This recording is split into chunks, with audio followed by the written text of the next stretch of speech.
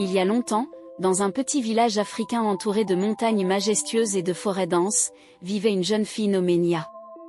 Nia était différente des autres villageois, et cette différence était la source de sa souffrance.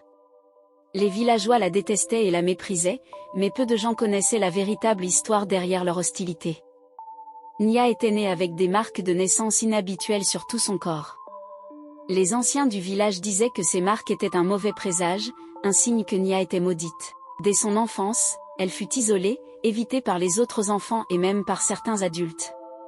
Sa mère, Hawa, était la seule personne qui la soutenait, l'aimait et la protégeait des cruautés du monde extérieur. Hawa racontait souvent à Nia des histoires sur son père, un grand guerrier qui était mort en protégeant le village des envahisseurs. Elle disait à Nia que les marques sur son corps étaient en réalité un signe de protection et de bénédiction, une marque laissée par les ancêtres pour la protéger. Mais malgré les assurances de sa mère, Nia se sentait toujours seule et rejetée. Un jour, un terrible malheur s'abattit sur le village. Une sécheresse sans précédent frappa la région, rendant les terres infertiles et les rivières asséchées. Les villageois, désespérés, cherchèrent quelqu'un à blâmer, et leurs regards se tournèrent vers Nia. Ils étaient convaincus que sa présence était la cause de la malédiction qui s'abattait sur eux. Les anciens du village décidèrent qu'elle devait être chassée pour sauver le village. Nia et sa mère furent convoqués devant le conseil des anciens.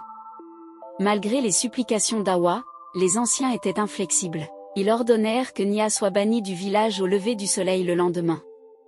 Le cœur lourd, Nia se prépara à partir, acceptant son sort avec une résignation silencieuse. Hawa, quant à elle, ne pouvait supporter l'idée de voir sa fille chérie partir seule dans le monde hostile. La nuit avant son départ, Hawa emmena Nia dans un endroit secret, un ancien sanctuaire caché dans la forêt. Là, elle révéla à Nia une vérité qu'elle avait cachée pendant toutes ces années.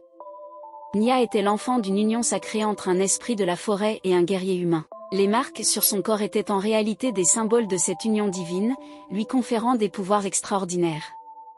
Hawa enseigna à Nia comment invoquer les esprits de la forêt et utiliser ses pouvoirs pour le bien. Elle lui donna un pendentif en forme de lune, un talisman sacré qui renforcerait ses capacités. À l'aube, Nia partit seule, mais avec une nouvelle détermination et une nouvelle compréhension de son identité. Pendant des semaines, Nia erra dans la forêt, apprenant à maîtriser ses pouvoirs et communiquant avec les esprits. Elle découvrit qu'elle pouvait faire revivre la terre, faire couler l'eau des rivières asséchées et guérir les plantes mourantes. Avec l'aide des esprits de la forêt, Nia commença à transformer les terres arides en oasis verdoyantes. Un jour, alors qu'elle se promenait près des frontières du village, elle aperçut un groupe de villageois affamés et désespérés.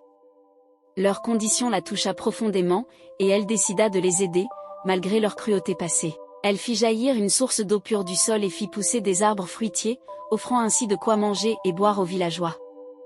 Les villageois, étonnés et reconnaissants, réalisèrent que la fille qu'ils avaient bannie était en réalité leur sauveuse.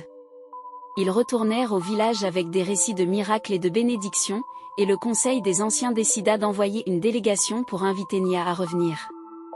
Nia, bien que blessée par leur rejet initial, accepta de revenir pour le bien de sa mère et de son village. Elle fut accueillie avec des larmes de joie et des demandes de pardon. Sous sa guidance, le village prospéra de nouveau, les terres redevinrent fertiles, et les rivières coulèrent avec abondance. Nia devint une figure respectée et aimée, non seulement pour ses pouvoirs, mais aussi pour son cœur généreux et sa sagesse. Elle enseigna aux villageois à vivre en harmonie avec la nature et les esprits, transformant ainsi le village en un havre de paix et de prospérité. Et ainsi, la fille autrefois détestée devint la bienfaitrice de son village, prouvant que même les cœurs les plus endurcis pouvaient changer et que la véritable force résidait dans l'amour et la compassion.